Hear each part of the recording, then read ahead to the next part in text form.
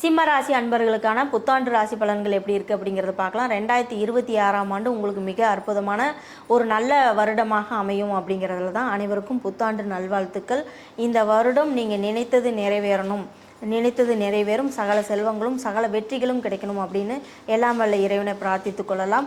சிம்ம ராசி அன்பர்களுக்கு ராசியிலேயே கேது பகவான் இருக்கார். அதே போல் ராசிக்கு 7ஆம் இடத்துல ராகு பகவானும் 8ஆம் இடத்துல சனி பகவானும் குரு பகவான் 11ஆம் இடம் 10ஆம் இடம் அப்புறம் உங்கள் ராசிலையும் வருகிறார்.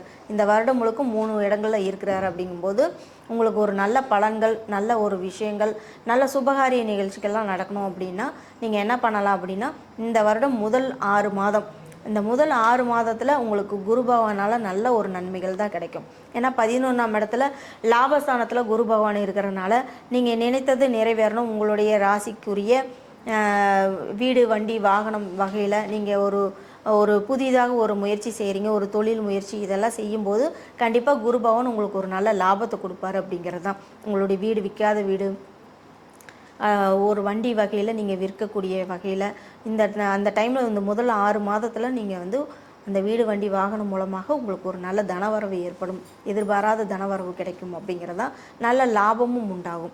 ஆஃப்டர் ஜூன் பார்த்திங்கன்னா உங்கள் ராசியில் அக்டோபரில் உங்கள் ராசிக்கே வராரு. அதே போல் 12ஆம் இடத்துலையும் குரு உச்சமாக இருக்கிறதுனால கண்டிப்பாக சுப விரயங்களை ஆக்கி கொள்வது உங்களுடைய கையில் தான் இருக்குது. கடுமையான போராட்டத்துக்குள்ளே நீங்கள் ஒரு வருமானத்தை ஈட்டுவீங்க. அந்த வருமானம் உங்கள் கையில் இருக்கணும் அப்படின்னா நீங்கள் எதிர்பார்க்கக்கூடிய வகையில் உங்களுடைய செலவுகளை நீங்கள் குறைக்கணும் அப்படிங்கிறது தான். அதே போல் உங்களுடைய குழந்தைகள் வகையில் கண்டிப்பான இந்த வருடம் ஒரு சுபகாரிய நிகழ்ச்சிகள் நடக்கும், அதன் மூலமாக சுப விரயங்கள் நடக்கும் அப்படிங்கிறதான். புதிதாக பெண் தேடி வரன் பார்த்துட்ருக்கோங்க, இந்த வருடம் உங்களுக்கு சிறப்பாக அமையறதுக்கு நல்ல வாய்ப்புகள் அமையும். திருமணம் ஆகாதவங்களுக்கு திருமணம் ஆகக்கூடிய வாய்ப்புகள் இருக்கும். குழந்தைகள் அப்படின்னு விஷயத்தில் குழந்தை இல்லாத தம்பதியர்களுக்கு இந்த வருடம் ஒரு ட்ரீட்மெண்ட்டு, ஒரு செலவுகள் மூலமாக தான் உங்களுக்கு இந்த குழந்தை பாக்கியம் கிடைக்கும் அப்படிங்கிறது தான் இந்த வருடம் இருக்குது. அதே போல் பார்த்திங்கன்னா 7ல் ராகு அப்படிங்கும்போது உங்களுடைய வாழ்க்கை துணை வழியே உங்களுக்கு நிறைய சிறு சிறு பிரச்சனைகள், சங்கடங்கள் உருவாகக்கூடும். இருந்தாலும் ஒருவருக்கொருவர் விட்டு கொடுத்து போவது மிக சிறு. சிம்மராசி அன்பர்கள்னாலே ஒரு சிங்கம் மாதிரி, ஒரு காட்டுக்கு ராஜா மாதிரி தான் இருப்பீங்க.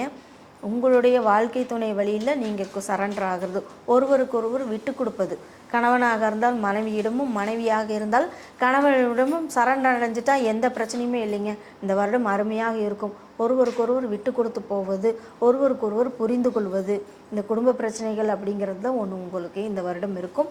இதுக்கு ஒரே வழிபாடு, பரிகாரம் அப்படின்னா ஒருவருக்கொருவர் விட்டு கொடுத்து செல்வது தான். அப்போ இதை நீங்கள் கடைபிடிங்க. இந்த வருடம் முழுக்க உங்களுக்கு சூப்பராக இருக்கும். 8ல் சனி பகவான் இருக்கார். அஷ்டம சனி காலம், நம்ம என்ன செய்ய போகிறோமோ அப்படின்னு நினைக்காதீங்க. வேலையில் உங்களுக்கு ப்ரெஷர் இருந்துச்சு, உயர் அதிகாரிகளால் உங்களுக்கு ப்ரெஷர் இருக்கும்.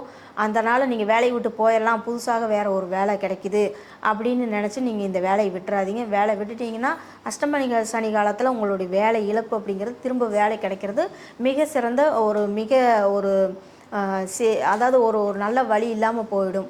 அது ஒரு இழப்பு உங்களுக்கு அதிகமாக கிடைக்கும், நல்ல வேலை கிடைக்காம போயிடும். அதனால் வேலையில் மட்டும் எப்போவுமே தொடர்ந்து இருக்கக்கூடிய, எல்லாத்தையும் சமாளிக்கக்கூடிய திறமை உங்களுக்கு எப்படி இருக்கும் அப்படின்னா, ஆஞ்சநேயர் வழிபாடு செய்யுங்க. அதுதான் உங்களுக்கு நல்ல ஒரு மன தைரியத்தை கொடுக்கும் அப்படிங்கிறது தான். மேற்கொண்டு பார்த்திங்கன்னா 8ல் சனி பகவான் இருக்கிறனால பயணத்தில் போது மட்டும் கொஞ்சம் கவனமாக இருங்க, அது மட்டும் போதும். 7.5 வருடம் கொடுக்கக்கூடிய பிரச்சனைகளை இந்த சனி பகவான் 8ஆம் இடத்துல இருந்து 2.5 வருடங்கள் உங்களுக்கு கண்டிப்பாக கொடுத்துருவார். சனி பகவானை பொறுத்த வரைக்கும் பார்த்திங்கன்னா உங்களுடைய உழைப்பு, உங்களுடைய கடமை, கண்ணியம், கட்டுப்பாடு அப்படிங்கிற கடமையை நீங்கள் செஞ்சீங்கன்னா இந்த சனி பகவான் உங்களுடைய எந்த தாக்கமும் செய்ய மாட்டார்.